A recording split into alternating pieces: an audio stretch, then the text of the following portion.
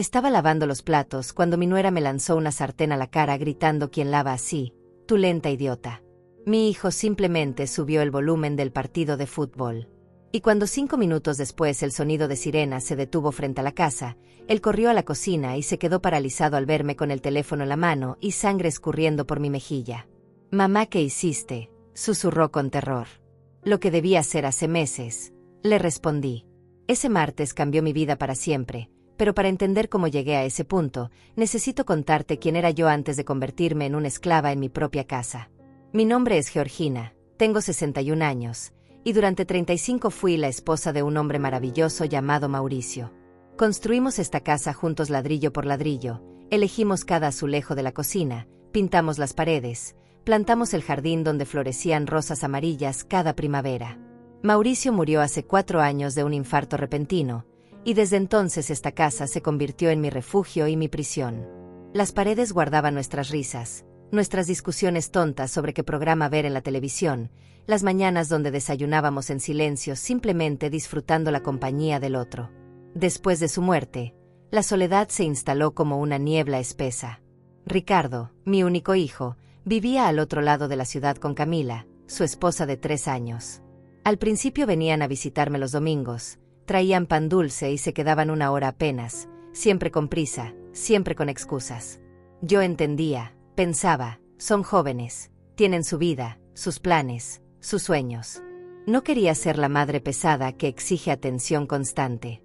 Así que aprendí a vivir sola, a cocinar para una persona, a ver películas en el sofá abrazando el suéter viejo de Mauricio que todavía guardaba su aroma.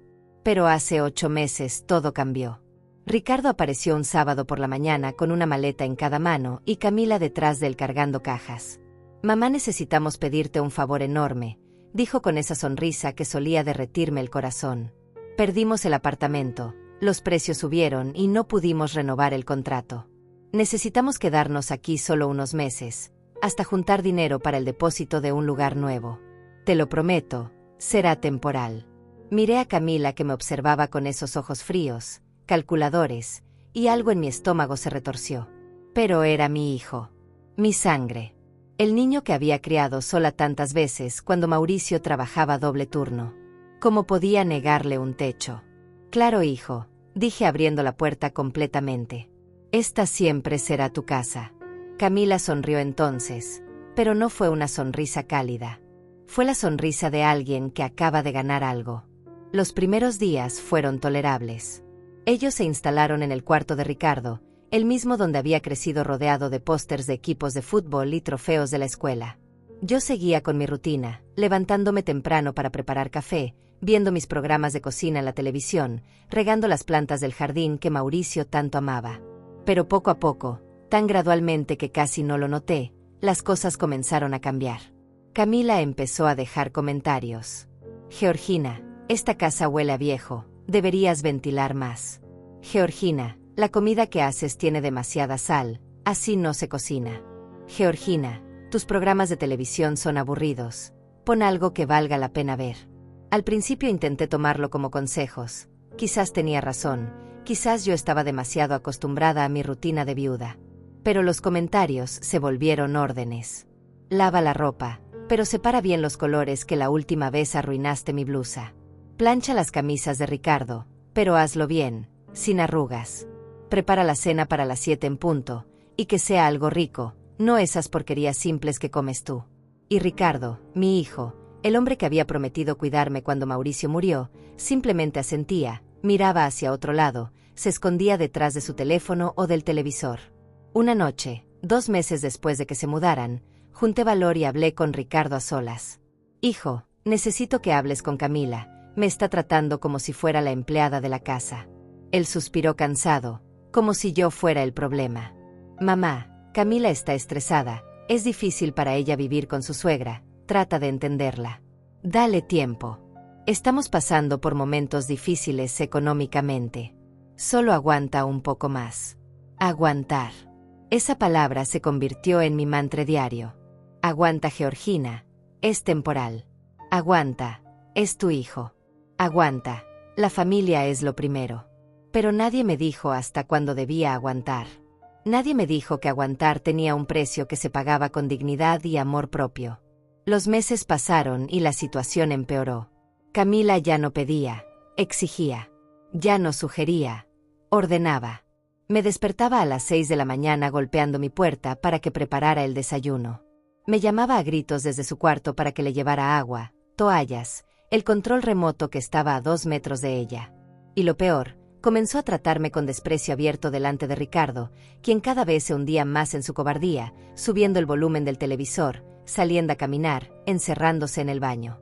Una tarde mi amiga Julia vino a visitarme. Hacía semanas que no nos veíamos porque Camila se quejaba cuando tenía visitas. Decía que la casa se llenaba de ruido y ella necesitaba tranquilidad. Julia me miró con preocupación cuando abrí la puerta. «Georgina, estás más delgada, te ves cansada, ¿qué está pasando?» «Nada», respondí rápidamente mirando hacia atrás, nerviosa de que Camila escuchara. «Todo está bien». Pero Julia me conocía desde hacía 40 años. Sabía leer mi silencio mejor que mis palabras. Esa noche, después de que Julia se fuera con lágrimas en los ojos por mi negación, me senté en el borde de mi cama y lloré. Lloré por Mauricio, que ya no estaba para protegerme. Lloré por Ricardo, que se había convertido en un extraño. Lloré por mí misma, por haberme convertido en una sombra en mi propia casa.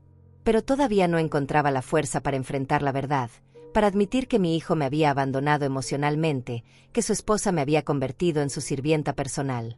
Entonces llegó ese martes maldito. O bendito, según como se mire. Era martes por la tarde, alrededor de las 5:30. Ricardo estaba tirado en el sofá viendo un partido de fútbol con el volumen tan alto que retumbaba en toda la casa. Camila había salido temprano diciendo que iba de compras con una amiga, y yo aproveché esas horas de paz para limpiar tranquila, para respirar sin sentir que alguien me vigilaba cada movimiento criticando cada gesto. Preparé un guiso sencillo para la cena, nada elaborado, solo algo nutritivo y casero como me enseñó mi madre décadas atrás. Cuando terminé de cocinar, comencé a lavar los platos en el fregadero, mirando por la ventana hacia el jardín donde las flores que Mauricio plantó seguían creciendo sin él, resistiendo a pesar de mi abandono. Estaba enjuagando una olla cuando escuché la puerta principal abrirse con fuerza. Los pasos de Camila resonaron en el pasillo como martillazos, rápidos, furiosos, cargados de esa energía violenta que había aprendido a reconocer en los últimos meses. Entró a la cocina como tormenta, dejó caer las bolsas de compra sobre la mesa con estrépito, y me miró con esos ojos llenos de desprecio que ya no se molestaba en ocultar. «¿Todavía no terminas de lavar?», preguntó con voz filosa. «Llevo aquí desde las 3 de la tarde y la cocina sigue hecha un desastre». «Disculpa, Camila», respondí sin voltear, concentrada en el agua jabonosa y los platos. «Todavía me faltan algunos, ya casi termino». Ella soltó una risa amarga, cruel, se acercó al fregadero y miró dentro como si inspeccionara el trabajo de una empleada incompetente. «Dios mío, mira cómo lavas. Quedan residuos de comida, grasa en los bordes. ¿Quién te enseñó a lavar así? Tú lenta». Sentí el calor subirme por el cuello, la humillación quemar mi garganta, pero me mordí la lengua como había hecho cientos de veces. «Solo son unos platos, Camila, quedarán limpios. No te preocupes». Pero ella no estaba buscando una disculpa ni una solución. Estaba buscando una excusa para descargar su veneno, para recordarme mi lugar en esa casa que ya no sentía mía. «No te preocupes», repitió imitando mi voz con burla. «Claro, tú nunca te preocupas por nada, por eso esta casa es un desastre, por eso la comida es mediocre, por eso vivimos en esta posilga». Y entonces, sin ningún aviso, sin ninguna razón más que su crueldad pura, tomó la sartén de hierro que estaba secándose junto al fregadero y me la lanzó directo a la cara gritando: «¿Quién lava así? Tú lenta idiota». El impacto fue brutal. Sentí el metal golpear mi pómulo izquierdo con un sonido sordo que reverberó dentro de mi cráneo. El mundo se inclinó por un segundo, mis rodillas flaquearon, tuve que sostenerme del borde del fregadero para no caer. El agua del grifo seguía corriendo, indiferente, mientras yo parpadeaba intentando enfocar la vista. Llevé mi mano temblorosa al rostro y cuando la retiré estaba manchada de rojo. Sangre. Mi propia sangre escurriendo por mi mejilla, cayendo en gotas sobre el delantal que había sido de mi madre. Camila se quedó parada frente a mí, jadeando, con los puños cerrados, pero no había arrepentimiento en su mirada. Había satisfacción. Había poder. Había el placer enfermo de alguien que finalmente había cruzado la línea y descubierto que no habría consecuencias. Aprende a hacer las cosas bien, siseó antes de darse la vuelta y salir de la cocina pisando fuerte. Me quedé ahí, sangrando, temblando, sostenida solo por la encimera y por décadas de costumbre de aguantar, de no hacer olas, de mantener la paz familiar a cualquier costo. Escuché sus pasos subiendo las escaleras hacia su habitación, escuché la puerta cerrarse con violencia. Y entonces escuché algo peor. Escuché a Ricardo en la sala subir el volumen del televisor. El comentarista deportivo gritaba emocionado sobre un gol, la multitud del estadio rugía a través de los parlantes, y mi hijo, mi único hijo, había elegido ese ruido por encima de mi dolor. En ese momento algo dentro de mí se quebró. No fue dramático, no hubo música de fondo ni revelación celestial. Fue simple, definitivo, como cuando un vaso cae al suelo y se hace pedazos sin posibilidad de reparación. Me vi a mí misma desde afuera, como si flotara sobre mi propio cuerpo, y vi a una mujer de 61 años sangrando en su propia cocina, invisible, desechable, menos importante que un partido de fútbol. Vi a la georgina que había sido esposa amada, madre devota, amiga leal, reducida a esto. A un trapo que se usa y se tira. Cerré el grifo. El silencio del agua fue lo primero. Luego me quité el delantal lentamente, lo doblé con cuidado a pesar del temblor en mis manos, y lo dejé sobre la silla. Caminé hacia el teléfono que estaba montado en la pared, ese teléfono verde antiguo que Mauricio había instalado hacía 20 años porque le gustaba tener un fijo en la cocina. Descolgué el auricular y marqué 911. Necesito reportar una agresión, dije con voz tranquila cuando la operadora contestó. Estoy sangrando. Mi nuera me golpeó con una sartén en el rostro. Necesito que vengan ahora. La operadora me hizo preguntas, dirección, nombre, si estaba en peligro inmediato, si mi agresora seguía en la casa. Respondí todo con una claridad que me sorprendió a mí misma. Sí, ella está arriba en su habitación. Sí, mi hijo está aquí pero no hizo nada para defenderme. Sí, estoy segura de que quiero presentar cargos. Cuando colgué el teléfono, me senté en una de las sillas de la cocina y esperé. No limpié la sangre de mi cara. No me escondí. No subí a pedirle explicaciones a Camila ni a rogarle comprensión a Ricardo. Solo esperé, sintiendo como la hinchazón crecía en mi mejilla, como el dolor pulsaba en sincronía con los latidos de mi corazón. Y por primera vez en 8 meses, sentí algo parecido a la paz. Porque finalmente había tomado una decisión. Finalmente había dicho basta. Los 5 minutos que tardó la policía en llegar fueron los más largos y los más cortos de mi vida. Escuché el partido de fútbol continuar en la sala, escuché movimiento arriba donde Camila probablemente estaba en su teléfono sin remordimiento alguno. Nadie vino a la cocina. Nadie se preocupó por mí.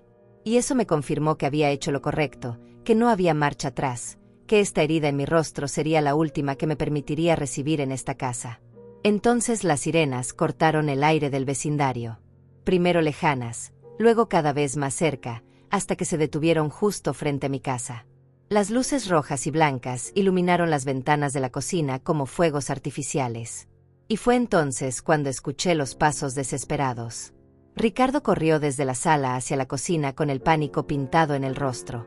Se detuvo en seco en el umbral de la puerta al verme sentada ahí, con el teléfono todavía sobre la mesa, con la sangre seca formando un camino desde mi mejilla hasta mi cuello, con mis ojos mirándolo directamente sin súplica, sin miedo, solo con una determinación fría que jamás había visto en mí. «Mamá», susurró Ricardo con la voz quebrándose, «¿qué hiciste?». Sus ojos iban de mi rostro hinchado al teléfono sobre la mesa, de las luces de patrulla que seguían encendidas afuera a mis manos que descansaban tranquilas sobre mi regazo. Había terror en su mirada, pero no por mí, no por mi dolor. Tenía miedo de las consecuencias, de lo que esto significaba para él, para su cómoda vida donde podía ignorar el abuso y fingir que todo estaba bien mientras veía fútbol. Lo que debía haber hecho hace meses, respondí con una calma que ni yo reconocía en mi propia voz. Lo que debía hacer desde el primer día que permitiste que tu esposa me tratara como basura en mi propia casa. Él abrió la boca para responder, pero el timbre sonó con insistencia, seguido de 3 golpes fuertes en la puerta principal. «Policía, abran por favor», gritó una voz masculina desde afuera. Ricardo se quedó paralizado, sus pies clavados en el suelo de la cocina como si de repente pesaran toneladas. «Mamá, por favor», dijo con un hilo de voz. Podemos solucionar esto entre nosotros. No necesitas involucrar a la policía. Piensa en la familia, en lo que van a decir los vecinos. Los vecinos, repetí casi sonriendo por lo absurdo de sus palabras. Te preocupan los vecinos, pero no te preocupó tu madre sangrando a 3 metros de ti mientras subías el volumen de la televisión. Los golpes en la puerta se hicieron más fuertes. Voy a abrir, dije levantándome de la silla. Ricardo extendió la mano como para detenerme, pero la dejó caer a medio camino, sin atreverse a tocarme, sin atreverse a enfrentarme. Caminé hacia la entrada mientras escuchaba movimiento apresurado arriba. Camila finalmente había oído las sirenas y estaba despertando de su trono de crueldad para enfrentar la realidad. Abrí la puerta y 2 oficiales de policía estaban ahí, un hombre de unos 40 años con expresión seria y una mujer más joven con cabello recogido en una coleta. «Buenas tardes, señora», dijo la oficial mientras sus ojos evaluaban rápidamente mi rostro lastimado. «¿Usted hizo el llamado de emergencia?» «Sí», respondí haciéndome a un lado para dejarlos pasar. «Mi nuera me agredió con una sartén hace unos minutos. Ella está arriba en su habitación». La oficial sacó una libreta mientras su compañero hablaba por radio pidiendo una ambulancia. «Señora, necesito que me cuente exactamente qué sucedió», dijo ella con voz profesional pero no carente de calidez. «Tome su tiempo». Y entonces, parada en el recibidor de mi propia casa con 2 extraños uniformados, comencé a contarles todo. No solo lo de hoy, no solo la sartén. Les conté sobre los 8 meses de abuso, las humillaciones diarias, el trato de sirvienta, los insultos constantes, la indiferencia cómplice de mi hijo. Ricardo apareció en el pasillo mientras yo hablaba, escuchando cada palabra como si fueran puñales. «Mamá, estás exagerando», intentó interrumpir.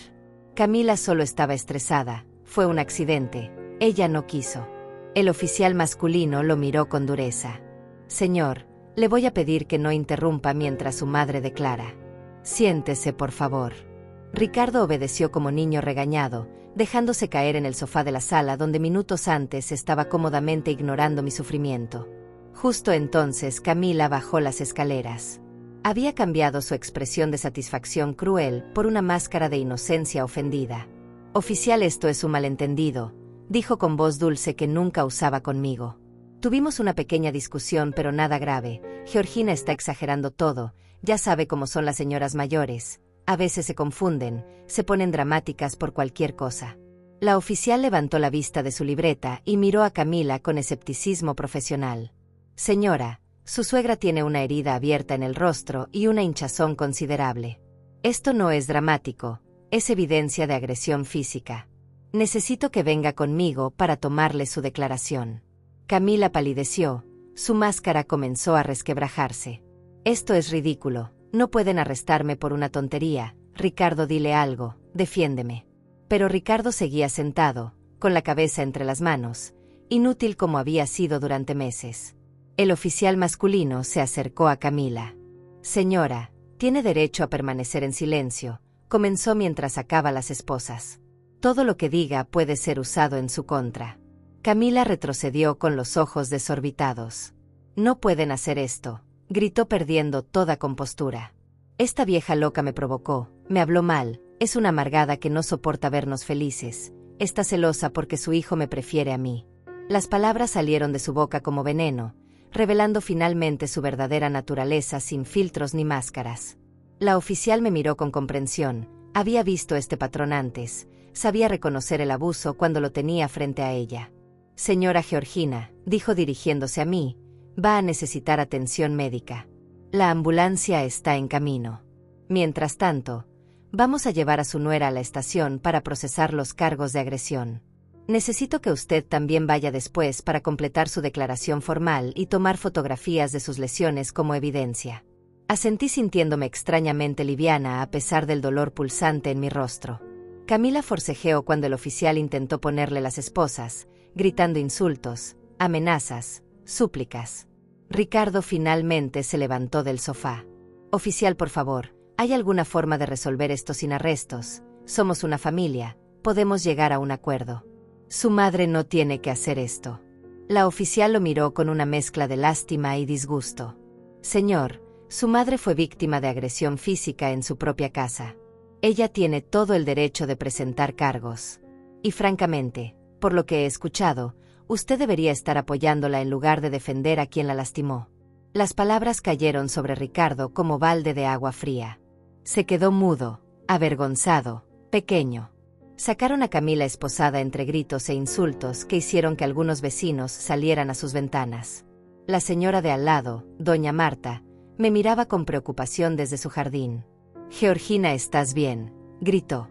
«Estaré bien», respondí con una sonrisa débil. «Por primera vez en mucho tiempo, estaré bien». La ambulancia llegó minutos después.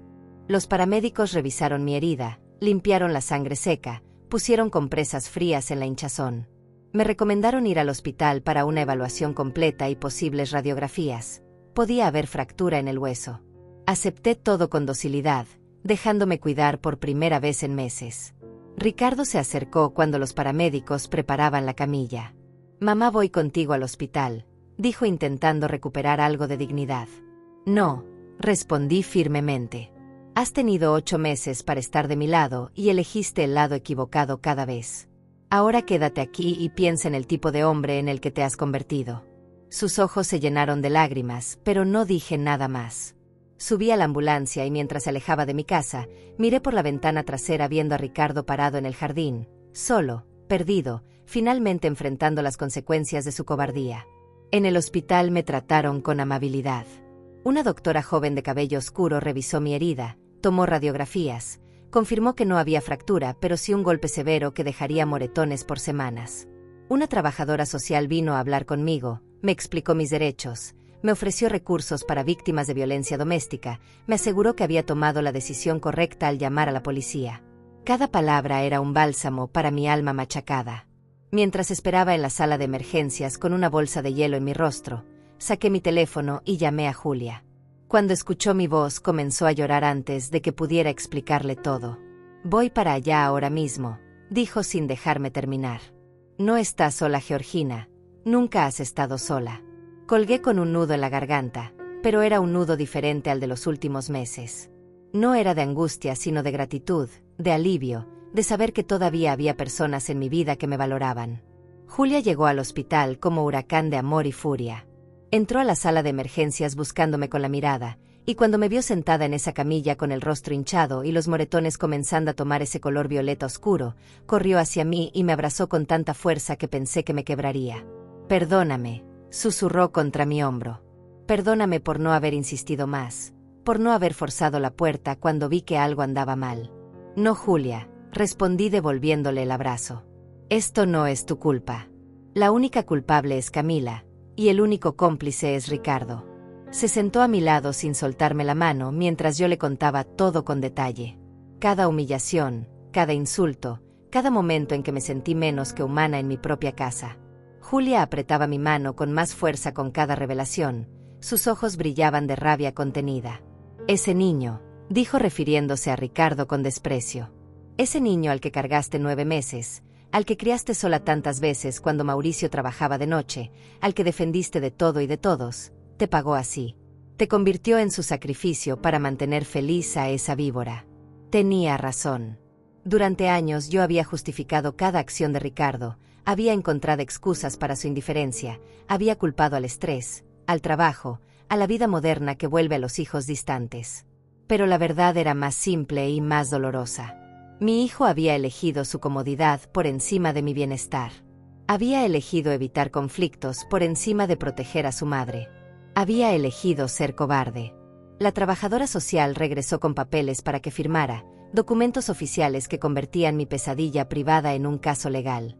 Explicó que Camila sería procesada por agresión, que tendría que presentarse ante un juez, que podría enfrentar cargos criminales dependiendo de la evidencia y mi testimonio. También me habló sobre órdenes de restricción, sobre mis derechos como propietaria de la casa, sobre los pasos legales que podía tomar para protegerme. Firmé todo sin dudar. Después me llevaron a tomar fotografías oficiales de mis lesiones. Un técnico con cámara profesional documentó cada ángulo del golpe, cada centímetro de piel dañada, la hinchazón, el corte, los moretones que se extendían desde mi pómulo hasta mi sien. Era humillante posar así, convertir mi dolor en evidencia, pero también era necesario. Estas fotografías hablarían cuando mi voz temblara, probarían cuando la memoria intentara suavizar los bordes de la verdad. Julia me esperó durante todo el proceso. Cuando terminamos eran casi las 10 de la noche y ella insistió en llevarme a su casa. «No vas a regresar a ese lugar hoy», dijo con firmeza. «Te quedas conmigo esta noche y todas las noches que necesites». Pero negué con la cabeza. «No, Julia, esa es mi casa. La construí con Mauricio, está llena de nuestros recuerdos, de nuestra historia. No voy a dejar que Camila y Ricardo me expulsen de mi propio hogar». «Entonces voy contigo», respondió sin aceptar negativas. «No te dejo sola ni un minuto más». Llegamos a mi casa pasadas las 11. Las luces estaban encendidas, el carro de Ricardo seguía en la entrada. Julia estacionó detrás bloqueándolo, una declaración silenciosa de territorialidad. Entramos juntas. Ella llevaba mi bolso y yo llevaba los papeles del hospital y las copias de los reportes policiales. Ricardo estaba sentado en el sofá de la sala, en la misma posición donde lo había dejado horas antes, como si no se hubiera movido en todo ese tiempo. Se levantó al vernos. Su rostro era una máscara de culpa y desesperación. «Mamá, gracias a Dios estás bien», comenzó acercándose. «El doctor dijo que…». Julia se interpuso entre nosotros antes de que pudiera continuar. «No te atrevas», le dijo con voz de hielo. «No te atrevas a actuar preocupado ahora cuando pasaste 8 meses ignorando cómo tu esposa torturaba a tu madre». Ricardo retrocedió como si lo hubieran abofeteado. «Julia, por favor, esto es entre mi madre y yo». «No, Ricardo», respondí yo encontrando mi voz. «Esto dejó de ser solo entre nosotros cuando llamé a la policía. Cuando tu esposa fue arrestada. Cuando finalmente decidí que mi dignidad vale más que tu comodidad». Él se pasó las manos por el cabello, gesto que había heredado de Mauricio y que me dolió reconocer. «Mamá, lo siento, no sabía que las cosas estaban tan mal. Camila me dijo que ustedes solo tenían roces normales, que tú eras difícil a veces». Ahí estaba. La confirmación de que Camila había estado manipulándolo, alimentándolo con mentiras, convenciéndolo de que yo era el problema. Pero Ricardo no era una víctima inocente. Era un hombre adulto que había elegido creer la versión más conveniente, la que no requería que él tomara partido, la que le permitía ver fútbol en paz mientras su madre sufría a metros de distancia. Yo era difícil, repetí sintiendo la amargura en mi lengua. Lavar platos era difícil. Cocinar para ustedes era difícil. Mantener limpia la casa era difícil. Existir en mi propio hogar era difícil. Ricardo, tu esposa me lanzó una sartén a la cara y tú subiste el volumen del televisor. No hay versión de esta historia donde tú seas inocente. Se dejó caer nuevamente en el sofá con lágrimas corriendo por sus mejillas. Lo sé, susurró. Lo sé, mamá, y no tengo excusa. Soy un cobarde, soy un mal hijo, fallé en todo. Pero por favor, dame la oportunidad de arreglarlo. Camila y yo nos iremos, buscaremos otro lugar, te dejaremos en paz. Solo por favor, no destruyas nuestra familia por esto. Destruir nuestra familia. Las palabras flotaron en el aire cargadas de ironía cruel. Ricardo, la familia se destruyó el día que elegiste a tu esposa abusiva por encima de tu madre. La familia se destruyó cada vez que fingiste no escuchar sus insultos. La familia se destruyó cuando permitiste que me convirtieran en esclava bajo mi propio techo. Yo no estoy destruyendo nada. Solo estoy recogiendo los pedazos de lo que ustedes ya rompieron. Julia se sentó a mi lado en el otro sofá. Su presencia era un ancla de cordura en medio del caos. Ricardo las miraba a ambas como si fuéramos extrañas, como si no pudiera comprender cómo había llegado a este punto. ¿Dónde está Camila ahora?, preguntó finalmente. En la cárcel, respondí sin emoción. Donde debería estar cualquier persona que agrede a otra. Estará allí hasta su audiencia de fianza mañana. Se va a quedar en la cárcel, repitió incrédulo. Mamá, por favor, piensa en lo que esto significa. Tendrá antecedentes, su reputación. Piensa en cómo esto nos afectará a todos. Y ahí estaba nuevamente, la preocupación por la reputación, por las apariencias, por todo excepto por lo correcto. Debí pensar en eso antes de golpearme, dije levantándome del sofá. Y tú debiste pensar en las consecuencias antes de permitir que sucediera. Caminé hacia las escaleras, sintiendo cada músculo de mi cuerpo doler por la tensión acumulada. Ricardo me siguió con la mirada, pero no se atrevió a moverse. Mañana quiero que empieces a buscar apartamento, dije sin voltearme. Tienes 2 semanas para encontrar algo y mudarte.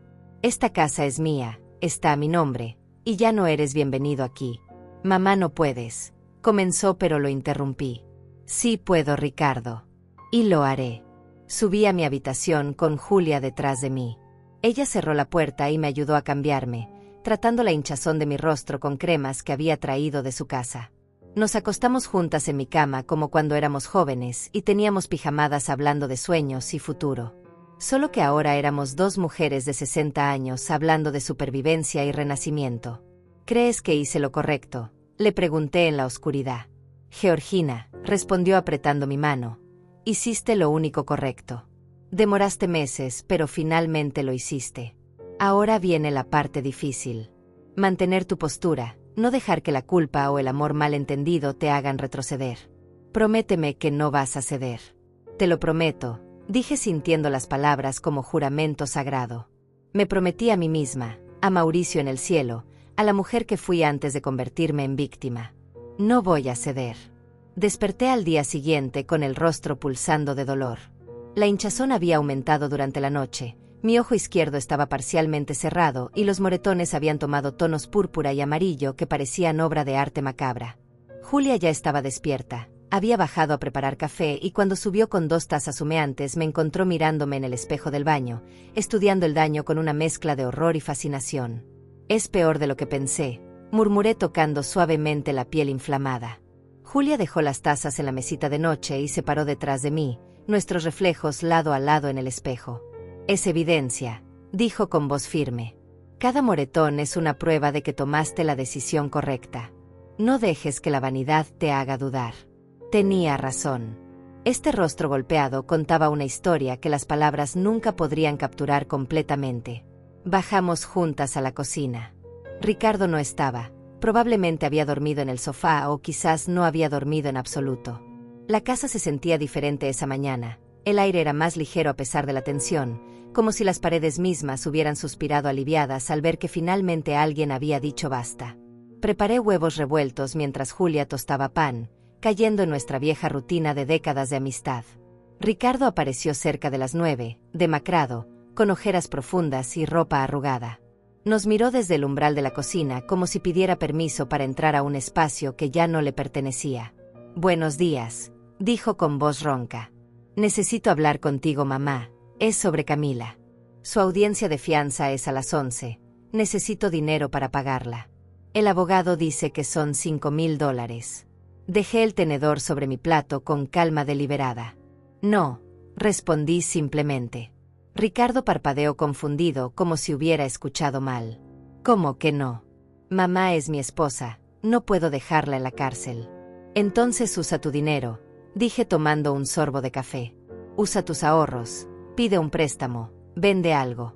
Pero no voy a darte ni un centavo para liberar a la mujer que me agredió. Su rostro se contrajo en pánico. No tengo ese dinero, mamá, lo sabes. Por eso estamos viviendo aquí, porque no tenemos ahorros.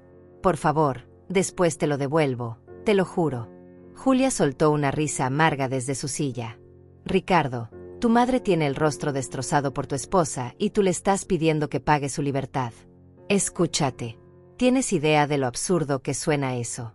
Pero es mi esposa, repitió como si esas palabras fueran argumento suficiente. Es la persona que casi me mata ayer, respondí sintiendo la rabia fría instalarse en mi pecho. Es la persona que pasó 8 meses convirtiéndome en su sirvienta. Es la persona que está en la cárcel porque cometió un crimen. Y tú quieres que yo, su víctima, pague para sacarla. No, Ricardo. Eso no va a pasar. Se dejó caer en una silla con la cabeza entre las manos. Entonces, ¿qué voy a hacer?, murmuró más para sí mismo que para nosotras. No sé cómo voy a conseguir ese dinero. Tal vez, dijo Julia con tono cortante, deberías haber pensado en eso antes de permitir que tu esposa abusara de tu madre. Tal vez deberías haber sido hombre suficiente para defender a quien te dio la vida. El timbre sonó interrumpiendo la tensión. Ricardo se levantó para abrir, pero yo lo detuve. Yo abro. Es mi casa. Caminé hacia la puerta sintiendo cada paso como declaración de soberanía recuperada. Era la oficial de policía de ayer, la de la coleta, acompañada de otra mujer con traje sastre negro y maletín profesional. Buenos días, señora Georgina, dijo la oficial. Le presento a Berenice Vega, es abogada especializada en casos de violencia doméstica. El departamento la contactó para ofrecerle asesoría legal gratuita si está interesada. Berenice extendió su mano con sonrisa cálida. Es un placer conocerla, señora. Lamento las circunstancias. Me gustaría hablar con usted sobre sus opciones legales y cómo podemos asegurarnos de que obtenga justicia. Las invité a pasar. Ricardo se puso tenso al ver a la oficial, pero no dijo nada. Nos sentamos en la sala, Julia se quedó a mi lado como guardiana silenciosa, y Berenice sacó documentos de su maletín. Primero que nada, comenzó, quiero que sepa que lo que le sucedió no es su culpa y que tiene todo el derecho de protegerse legalmente. He revisado el reporte policial y las fotografías de sus lesiones. Tenemos un caso sólido de agresión agravada. Me explicó el proceso legal con paciencia y claridad. La audiencia de fianza de Camila, el posible juicio, las órdenes de restricción que podía solicitar, mis derechos como propietaria de la casa. También me habló sobre algo que no había considerado, demandar civilmente por daños y perjuicios. Usted tiene derecho a compensación por sus lesiones, por el trauma emocional, por los gastos médicos. No tiene que conformarse solo con justicia criminal. Ricardo escuchaba desde la esquina de la sala, cada palabra era un clavo más en el ataúd de su negación. Mamá, por favor, interrumpió finalmente. No hagas esto más grande de lo que es. Camila cometió un error, pero no es una criminal. Si la demandas, si pides órdenes de restricción, vas a destruir su vida, nuestra vida. Berenice lo miró con la expresión profesional que probablemente reservaba para familiares en negación. Señor, su madre tiene lesiones documentadas que requerirán semanas para sanar. Esto no es un error, es un delito. Y si realmente le importara el bienestar de su esposa, debió haberle enseñado que golpear a las personas tiene consecuencias antes de que llegara a este punto. Quiero proceder con todo, dije mirando a Berenice directamente. Quiero la orden de restricción, quiero seguir con los cargos criminales, quiero explorar la demanda civil. Quiero que Camila entienda que no puede lastimar a las personas sin pagar el precio. Berenice asintió con aprobación. Entonces empecemos con los papeles. Pasamos la siguiente hora llenando formularios, firmando documentos, construyendo el caso legal que protegería mi futuro.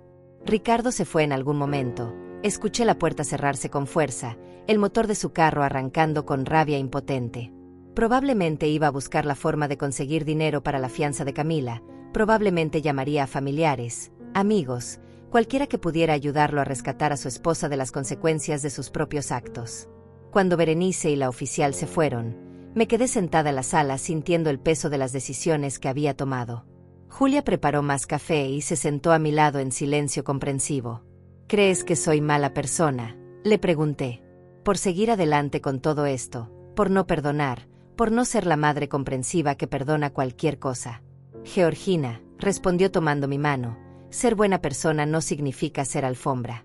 Significa tener límites, respetar tu propio valor, enseñar a otros que hay consecuencias para el abuso. Tu hijo necesita aprender esta lección aunque duela. Y Camila necesita enfrentar lo que hizo. No eres mala, eres finalmente valiente.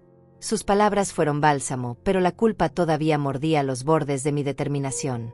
Décadas de condicionamiento no desaparecen en un día, décadas de ser la madre sacrificada, la que siempre perdona, la que antepone la paz familiar a todo. Pero cada vez que tocaba mi rostro hinchado, cada vez que recordaba el sonido de la sartén golpeando mi piel, cada vez que pensaba en Ricardo subiendo el volumen del televisor, la culpa retrocedía un poco más. El teléfono sonó cerca del mediodía. Era un número desconocido. Contesté con precaución. Señora Georgina, dijo una voz femenina profesional. Llamo del tribunal. La audiencia de fianza de Camila Herrera se llevó a cabo esta mañana. La fianza fue negada debido a la severidad de las lesiones y al hecho de que usted y la acusada viven en la misma propiedad. Ella permanecerá detenida hasta el juicio preliminar en 2 semanas. Colgué el teléfono sintiendo una mezcla extraña de alivio y tristeza. Camila seguiría en la cárcel, lo que significaba que no tendría que enfrentarla, no tendría que verla caminando por mi casa como si nada hubiera pasado. Pero también significaba que Ricardo estaría devastado, furioso, probablemente me culparía aún más. Significaba que la brecha entre nosotros se ensanchaba hasta convertirse en abismo. Julia notó mi expresión. ¿Qué pasó?, preguntó. Le conté sobre la llamada y ella asintió satisfecha. Bien. Eso te da tiempo para sanar, para pensar, para decidir qué quieres hacer con tu vida sin la presión de tenerla cerca. Usa estas 2 semanas sabiamente, Georgina. Empieza a reconstruir. Las 2 semanas siguientes fueron las más extrañas de mi vida. Ricardo se mudó a un hotel barato al día siguiente de que negaran la fianza de Camila. No dijo adiós, simplemente empacó sus cosas mientras yo estaba en el jardín y se fue dejando la llave de la casa sobre la mesa de la cocina. Encontré una nota breve y amarga. Espero que estés feliz, mamá. Destruiste mi matrimonio y mi vida. No sé si algún día podré perdonarte. Las palabras dolieron, pero no tanto como esperaba. Quizás me estaba volviendo inmune al dolor que él me causaba, o quizás finalmente entendía que su sufrimiento era consecuencia de sus propias decisiones. Julia prácticamente se mudó conmigo esa primera semana.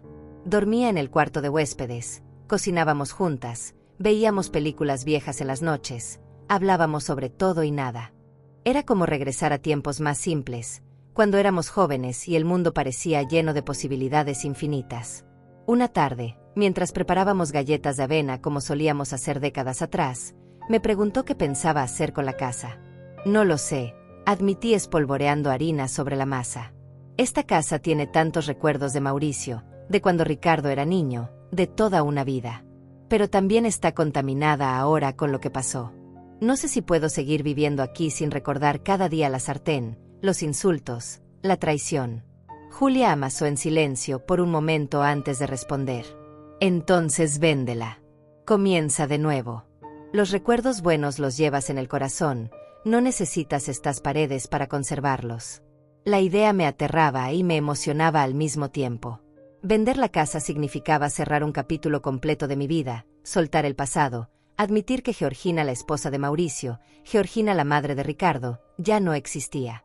Tendría que convertirme en simplemente Georgina, una mujer de 61 años redescubriéndose a sí misma.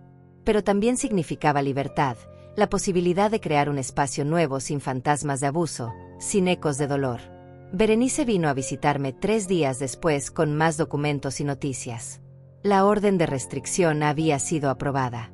Camila no podría acercarse a menos de 100 metros de mí por un año completo, renovable si era necesario. También me informó que el fiscal había decidido proceder con cargos de agresión agravada debido a la severidad de mis lesiones y a las fotografías que documentaban el abuso.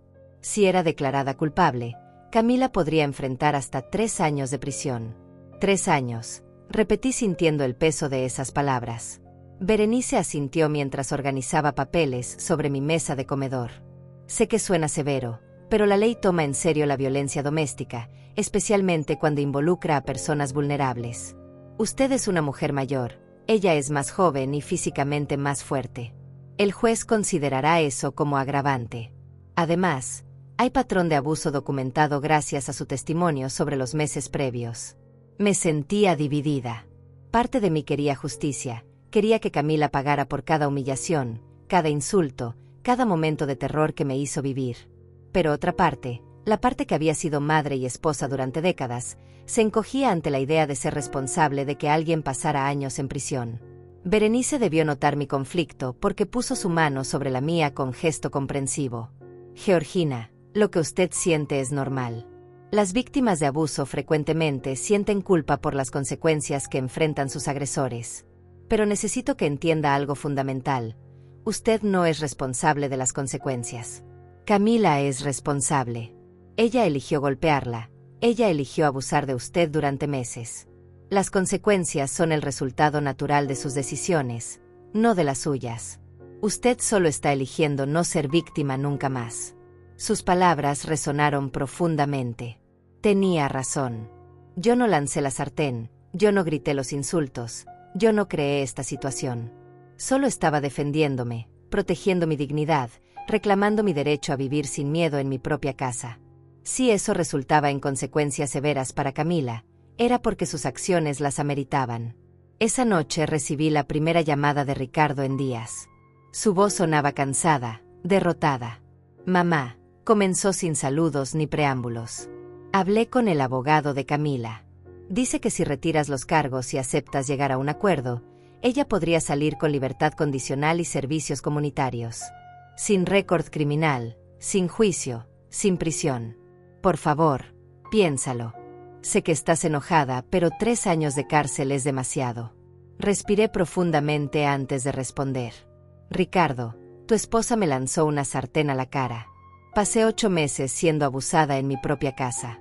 Y tú no hiciste nada para detenerla. No voy a retirar los cargos para que ella pueda salir libre y seguir con su vida como si nada hubiera pasado. Necesita aprender que hay consecuencias para la violencia. Pero mamá, su voz se quebró. Si va a prisión, cuando salga no podrá conseguir trabajo, tendrá antecedentes, su vida estará arruinada. Y mi vida también. ¿Cómo voy a mantener un matrimonio con mi esposa en la cárcel? ¿Cómo voy a explicarle esto a la gente, a mi trabajo, a la familia? Piensa en mí al menos. Pensar en él.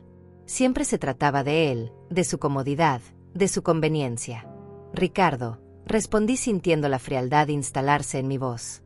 Pensé en ti durante 61 años. Te cargué, te alimenté, te cuidé cuando estabas enfermo, pagué tu universidad, te di un hogar cuando lo necesitaste. Y cuando llegó el momento de que tú pensaras en mí, cuando tu madre estaba siendo abusada frente a tus ojos, decidiste subir el volumen del televisor. Así que no voy a pensar en ti ahora. Voy a pensar en mí. Colgué antes de que pudiera responder, con las manos temblando pero la convicción firme. Julia había escuchado toda la conversación desde la cocina y vino a abrazarme. Estoy orgullosa de ti, susurró. Mauricio estaría orgulloso de ti. La mención de mi esposo me hizo llorar finalmente, lágrimas que había estado conteniendo desde que todo comenzó. Lloré por el matrimonio que perdí, por el hijo que pensé que tenía pero que resultó ser un extraño, por la mujer que fui y que tuve que dejar morir para poder sobrevivir. Los días siguientes los dediqué a sanar, no solo físicamente sino emocionalmente. Los moretones en mi rostro comenzaron a desvanecerse, pasando de púrpura a verde amarillento, las marcas de batalla que gradualmente se retiraban.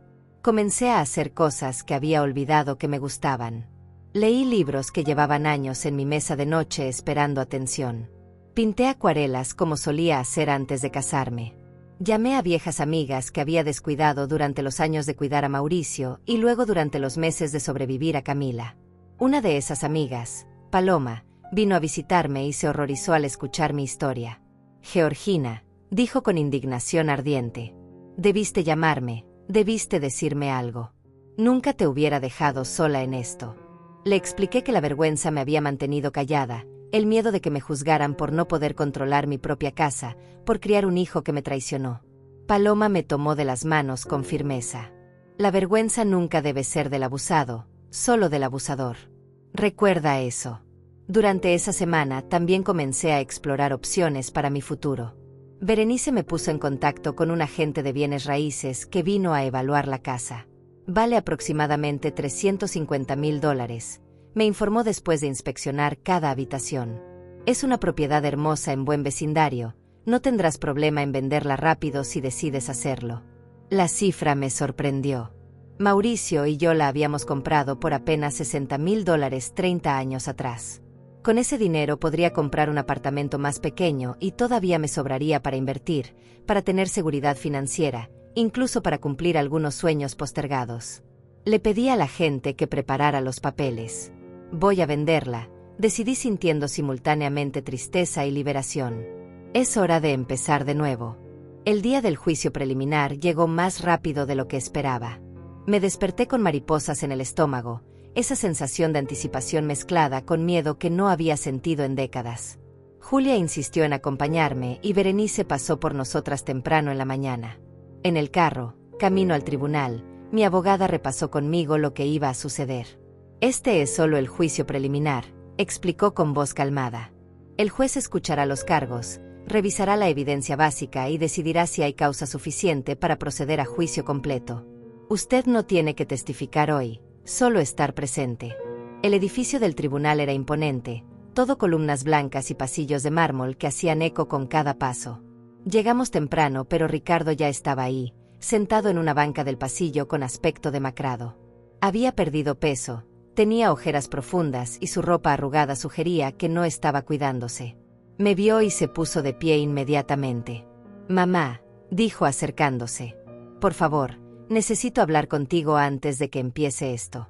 Berenice se interpuso sutilmente.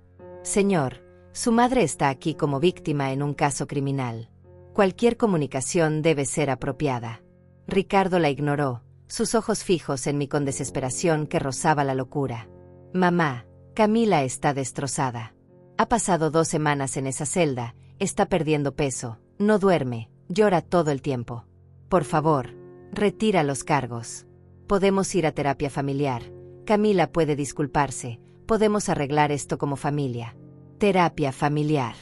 La idea era tan absurda que casi reí. Ricardo, tu esposa necesita más que terapia. Necesita consecuencias. Necesita entender que no puede golpear a las personas cuando está molesta. Y tú necesitas entender que ser familia no significa tolerar abuso. Su rostro se contrajo en furia contenida. Siempre fuiste egoísta, escupió con veneno que me sorprendió por su intensidad. Papá lo decía que todo tenía que ser como tú querías, que nunca pensabas en nadie más. Ahora entiendo a qué se refería. Las palabras me golpearon como bofetada física. Mauricio nunca dijo eso, protesté sintiendo las lágrimas quemar mis ojos. Tu padre me amaba, nos respetábamos. No uses su memoria para justificar tu cobardía. Berenice tocó mi brazo suavemente. Georgina, no tienes que escuchar esto. Vamos adentro. Seguí a mi abogada hacia la sala del tribunal dejando a Ricardo parado en el pasillo con su rabia impotente. La sala era más pequeña de lo que imaginaba, con bancas de madera oscura y ese olor particular a papel viejo y decisiones importantes. Nos sentamos en el lado de la fiscalía. Minutos después trajeron a Camila. Casi no la reconocí. El uniforme naranja de la cárcel colgaba flojo en su cuerpo adelgazado, su cabello estaba sin lavar recogido en una cola desprolija, y su rostro antes tan seguro y cruel ahora mostraba miedo genuino. Sus ojos me buscaron inmediatamente y cuando nuestras miradas se encontraron vi algo que nunca había visto en ella: arrepentimiento. O quizás solo miedo a las consecuencias. Era difícil distinguir. El juez entró y todos nos pusimos de pie.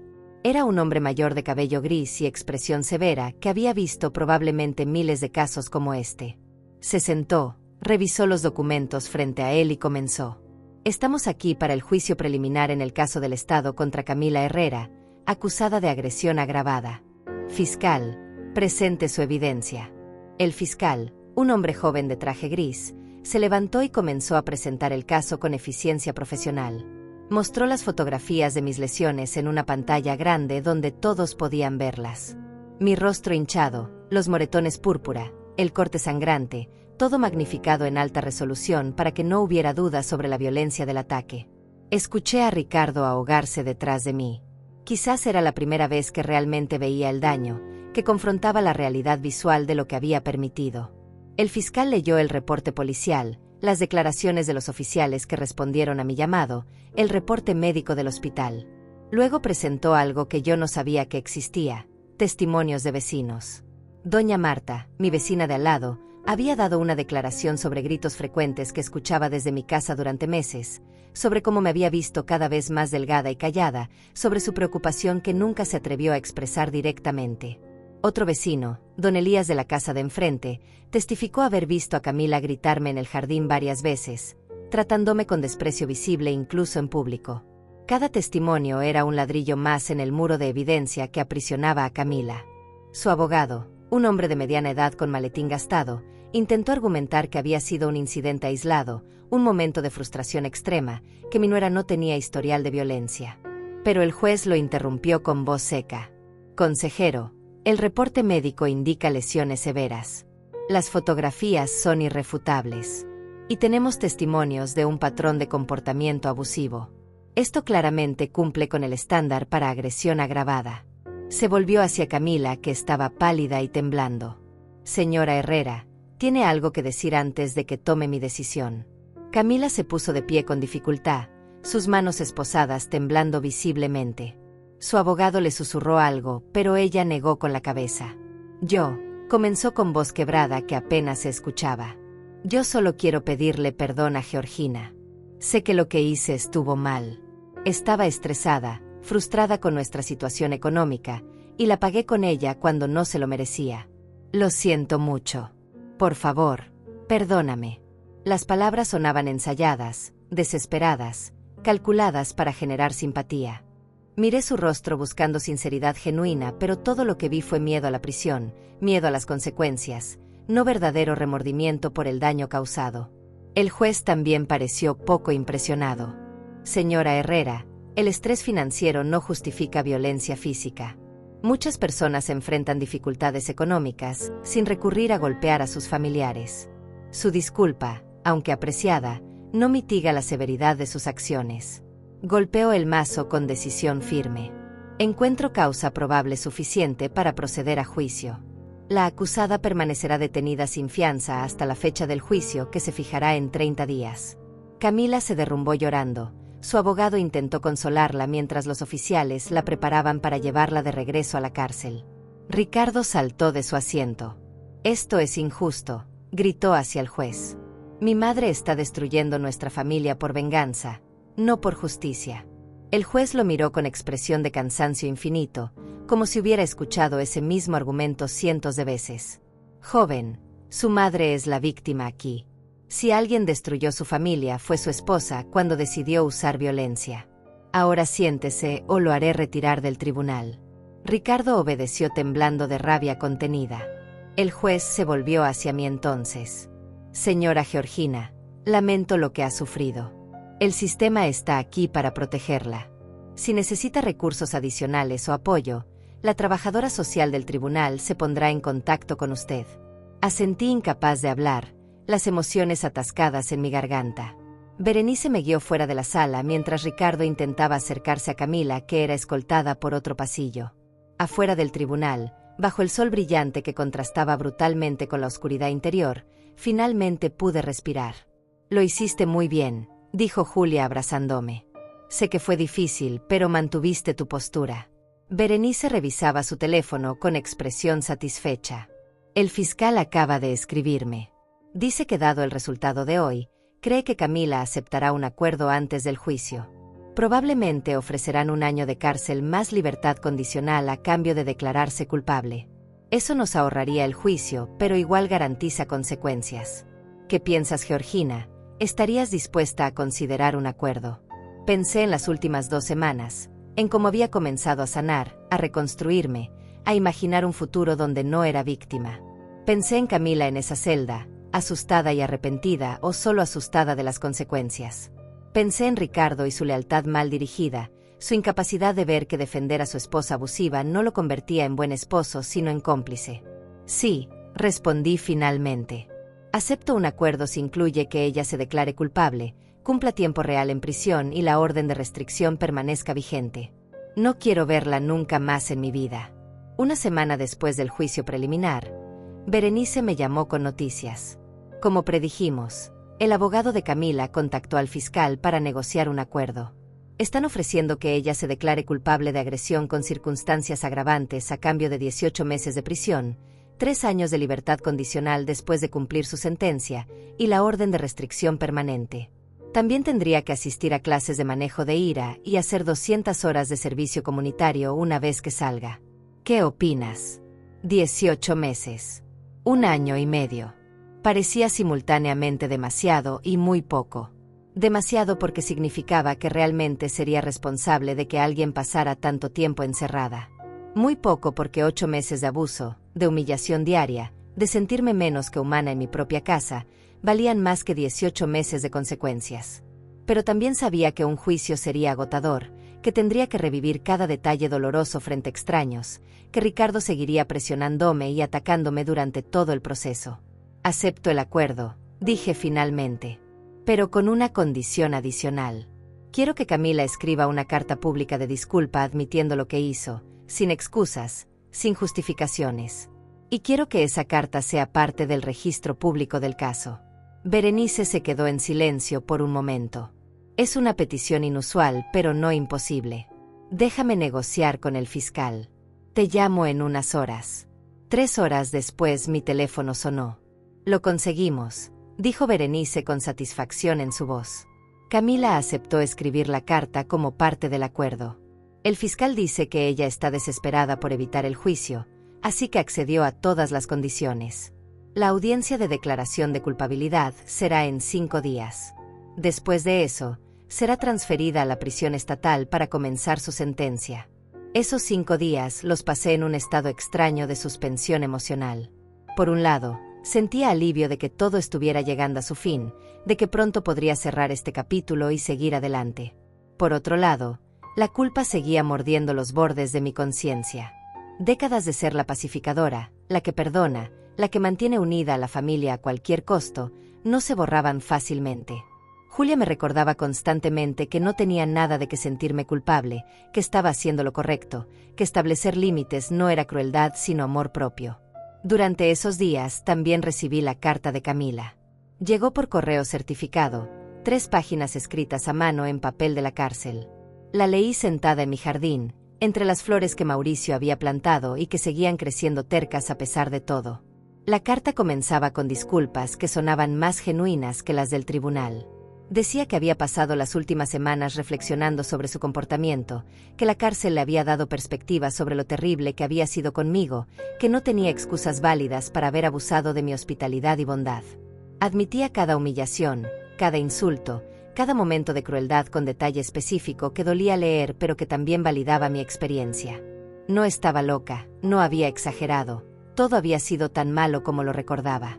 Camila reconocía que había visto mi gentileza como debilidad, que había disfrutado del poder de controlarme, que había manipulado a Ricardo para que ignorara el abuso.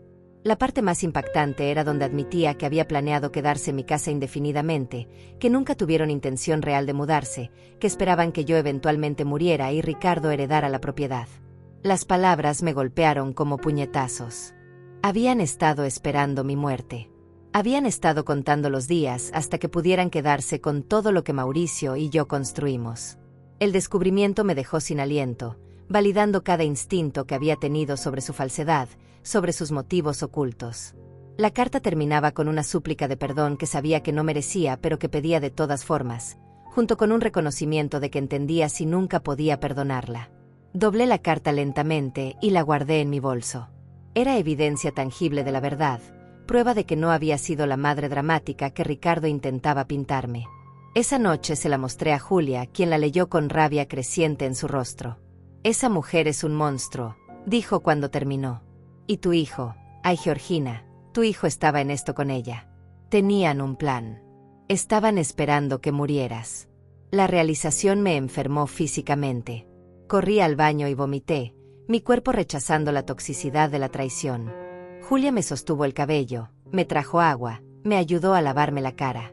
Cuando volví a la sala, me sentía vacía, como si algo esencial dentro de mí se hubiera quebrado permanentemente. El hijo que conocí, el niño que crié, nunca existió. O quizás existió pero murió en algún momento y yo había estado aferrándome al fantasma.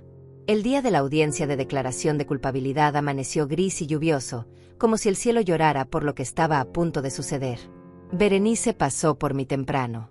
«Hoy todo termina oficialmente», dijo mientras conducía hacia el tribunal. «Camila se declarará culpable, el juez formalizará la sentencia, y luego podrás comenzar a sanar de verdad». Asentí mirando las gotas de lluvia correr por la ventana, cada una llevándose un pedazo del dolor. El tribunal estaba más lleno esta vez. Además de Ricardo, había algunos familiares de Camila que no conocía, rostros que me miraban con odio como si yo fuera la villana de esta historia. Me sostuve firme bajo sus miradas, recordándome que la verdad estaba de mi lado, que las lesiones en mi rostro habían sido reales, que el abuso había sido real. No tenía que justificarme ante extraños que elegían creer la versión conveniente en lugar de los hechos. Trajeron a Camila y lucía aún peor que la semana anterior. Los 18 meses de prisión que la esperaban ya habían comenzado a cobrar su precio en su espíritu. Cuando el juez le preguntó cómo se declaraba, su voz fue apenas un susurro. «Culpable». Su abogado tuvo que repetirlo más fuerte para el registro. El juez revisó los términos del acuerdo, confirmó que Camila los entendía, y preguntó si tenía algo que decir antes de formalizar la sentencia. Camila se puso de pie temblorosa. Miró hacia donde yo estaba sentada con Julia y Berenice. Sus ojos estaban rojos e hinchados, su rostro demacrado mostraba el peso de sus decisiones. «Georgina», comenzó con voz quebrada, «no espero que me perdones. No merezco tu perdón. Pero necesito que sepas que lamento profundamente cada momento de dolor que te causé. Fui cruel, abusiva, manipuladora. Tomé tu bondad y la convertí en arma contra ti. Merecía amor y respeto y te di odio y violencia. Lo siento más de lo que las palabras pueden expresar. Las lágrimas corrían libremente por su rostro ahora. Sé que estos 18 meses no borran lo que hice. Sé que nunca podré compensarte verdaderamente. Pero juro que usaré este tiempo para convertirme en mejor persona, para entender por qué fui tan cruel, para asegurarme de que nunca lastime a nadie así otra vez. Gracias por no rendirte cuando hubiera sido más fácil. Gracias por mostrarme que las acciones tienen consecuencias. Espero que algún día, aunque sea en muchos años, puedas encontrar paz con todo esto. Se sentó y el silencio en la sala era denso, cargado de emociones complejas. El juez esperó un momento antes de hablar. Señora Herrera, aprecio sus palabras y espero que sean sinceras. La violencia doméstica es una plaga en nuestra sociedad y casos como este deben tomarse con la máxima seriedad. Por la presente la sentencio a 18 meses en prisión estatal, seguidos de 3 años de libertad condicional. Además cumplirá con todas las condiciones estipuladas en el acuerdo, incluyendo clases de manejo de ira y servicio comunitario. La orden de restricción permanecerá vigente indefinidamente. Golpeó el mazo y todo terminó. Camila fue llevada fuera de la sala llorando mientras su familia me lanzaba miradas de odio puro. Ricardo se quedó sentado como estatua, sin lágrimas, sin expresión, completamente cerrado emocionalmente. No intentó hablarme mientras salíamos, no intentó seguirme. Simplemente se quedó ahí en esa banca, un hombre destruido por sus propias decisiones cobardes. Afuera llovía más fuerte. Berenice abrió un paraguas grande que compartió con Julia y conmigo mientras caminábamos hacia el auto. Lo hiciste increíblemente bien, dijo mi abogada. Sé que fue difícil escuchar su disculpa, ver su sufrimiento. Pero mantuviste tu dignidad y tu determinación. Deberías estar orgullosa de ti misma. Y lo estaba. Por primera vez en meses, quizás en años, sentía algo parecido al orgullo. No por destruir a alguien, sino por haberme salvado a mí misma. Esa noche Julia preparó mi cena favorita, pollo asado con vegetales y ese puré de papa cremoso que solo ella sabía hacer perfectamente. Comimos en silencio confortable, sin necesidad de llenar cada momento con palabras. Después nos sentamos en la sala con té de manzanilla, viendo la lluvia golpear las ventanas. ¿Qué vas a hacer ahora?, preguntó finalmente. Con la casa, con tu vida, con todo. Voy a vender la casa, respondí con una certeza que me sorprendió a mí misma. Ya hablé con el agente de bienes raíces. La pondremos en el mercado la próxima semana. Con ese dinero compraré un apartamento más pequeño, algo acogedor que sea solo mío, sin fantasmas del pasado. Y luego, hice una pausa sintiendo la emoción crecer en mi pecho, voy a abrir ese negocio de comidas caseras que siempre soñé tener. Julia me miró con los ojos brillantes. Georgina, eso es maravilloso. Siempre has sido una cocinera increíble. La gente va a hacer fila por tu comida. La idea había estado germinando en mi mente durante las últimas semanas. Toda mi vida había cocinado para otros, para Mauricio, para Ricardo, incluso para Camila durante esos meses terribles. Pero siempre había sido obligación, nunca elección. Ahora quería cocinar porque me daba alegría, porque era buena en ello, porque podía convertir algo que amaba en sustento propio. Quería un pequeño local donde la gente viniera por comida reconfortante hecha con amor, donde pudiera crear comunidad, donde cada plato fuera un acto de sanación no solo para quien lo comiera sino para mí también. Los siguientes meses fueron torbellino de cambios. La casa se vendió en 3 semanas a una familia joven con 2 niños pequeños. Cuando firmé los papeles de venta sentí una mezcla de melancolía y liberación. Le entregué las llaves a la nueva dueña, una mujer de 30 años con sonrisa cálida que me agradeció por mantener la casa en tan buen estado. Cuide bien de ella, le dije con voz temblorosa. Tiene buenos huesos, buena energía. Fue un hogar feliz por mucho tiempo. Ella prometió que lo sería nuevamente y le creí. Encontré un apartamento perfecto en el 2º piso de un edificio cerca del centro, con 2 habitaciones, cocina amplia con ventanas que daban al este para luz de mañana, y un pequeño balcón donde podía poner plantas. Era la mitad del tamaño de mi casa anterior, pero se sentía 3 veces más espacioso porque cada rincón era elegido por mí, decorado según mis gustos. lleno solo de cosas que me traían alegría. Julia me ayudó a mudarme y pasamos una semana entera desempacando cajas, colgando cuadros, convirtiendo 4 paredes vacías en un hogar. Con parte del dinero de la venta de la casa, renté un local comercial pequeño en una zona transitada cerca de oficinas y escuelas. Tenía espacio para 6 mesas, una cocina industrial básica y un mostrador donde la gente podía ordenar para llevar. Lo llamé Sabor de Casa, un nombre simple que capturaba exactamente lo que quería ofrecer. Contraté a Paloma, mi amiga que siempre había tenido talento para el servicio al cliente, para que me ayudara con las mesas.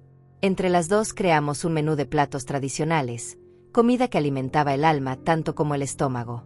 El día que abrimos estaba aterrada. ¿Qué tal si nadie venía? ¿Qué tal si mi comida no era tan buena como pensaba? ¿Qué tal si había cometido un error usando mis ahorros en este sueño que podría fracasar? Pero Julia y Paloma me sostuvieron con su confianza inquebrantable. A las 11 de la mañana sirvieron el primer plato, un guiso de carne con vegetales que había perfeccionado durante décadas. El cliente, un señor mayor que trabajaba en la oficina de al lado, dio el primer bocado y sus ojos se iluminaron. «Esto sabe exactamente como la comida de mi abuela», dijo con nostalgia genuina. «Volveré mañana». Y volvió. Y trajo a sus compañeros de trabajo. En 2 semanas teníamos clientes regulares, gente que venía no solo por la comida, sino por el ambiente cálido que habíamos creado. Yo cocinaba, Paloma servía con sonrisas y conversación, y el lugar se llenaba de risas y satisfacción. Cada plato que salía de mi cocina era un acto de reclamación, una declaración de que yo valía más que el abuso que había soportado, que podía construir algo hermoso desde las cenizas de mi dolor. 4 meses después de que Camila fuera a prisión, recibí una carta de Ricardo.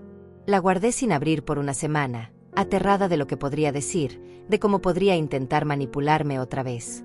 Finalmente una noche, con Julia sentada a mi lado para apoyo, la abrí con manos temblorosas. La carta era larga, páginas y páginas de letra apretada que revelaban un hombre quebrado confrontando finalmente su complicidad. Ricardo admitía todo, que había sabido sobre el abuso pero había elegido ignorarlo porque era más fácil. Que Camila lo había manipulado, pero que él había permitido la manipulación porque le convenía. Que habían planeado quedarse en mi casa indefinidamente, esperando que yo muriera para heredar la propiedad. Que él había sido cobarde, egoísta, y el peor hijo imaginable. Decía que había empezado terapia, que estaba trabajando para entender cómo se había convertido en cómplice de abuso, que no esperaba mi perdón pero que necesitaba que supiera que lo lamentaba profundamente. La carta terminaba con una revelación que me dejó sin aliento. He iniciado el proceso de divorcio de Camila. No puedo seguir casado con alguien que hizo lo que te hizo. Y no puedo seguir siendo el hombre que fui. Sé que es muy tarde, sé que no borra nada, pero quiero que sepas que finalmente estoy eligiendo el lado correcto. Estoy eligiendo a mi madre, aunque ella ya no me quiera en su vida. Te amo, mamá, aunque no merezca tu amor. Siempre te amaré.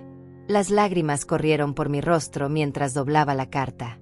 Julia me abrazó sin decir nada, entendiendo que este dolor era diferente, más complejo. No era la rabia limpia de la traición, sino la tristeza confusa de la redención parcial. Ricardo finalmente estaba despertando, pero había despertado demasiado tarde para salvar nuestra relación.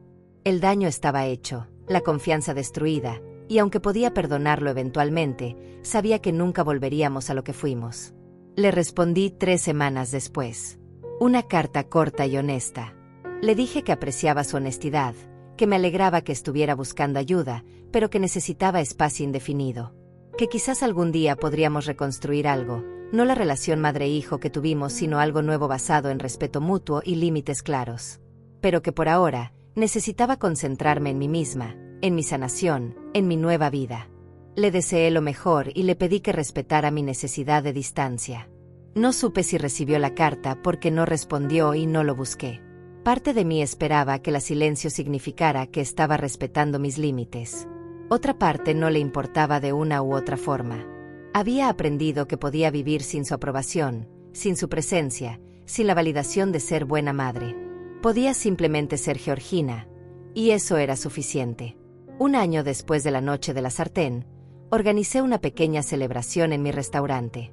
Invité a Julia, Paloma, Berenice, las amigas que me habían sostenido, las nuevas amigas que había hecho a través del negocio. Cociné mis mejores platillos, Decoré con flores amarillas como las que Mauricio había plantado y brindamos por la supervivencia, por la resiliencia, por los nuevos comienzos. Berenice levantó su copa con sonrisa orgullosa. Por Georgina, quien nos enseñó que nunca es tarde para defender tu dignidad, para empezar de nuevo, para convertir el dolor en poder. Todas brindaron y yo sentí algo que no había sentido en años. Paz completa. No la paz de evitar conflictos, sino la paz de saber que podía enfrentarlos. No la paz de mantener a todos felices, sino la paz de priorizarme a mí misma. No la paz de la negación, sino la paz de la verdad. Esa noche, después de que todas se fueron y limpié el restaurante sola bajo las luces suaves, me paré en medio del comedor vacío y hablé con Mauricio como solía hacer cuando extrañaba su presencia.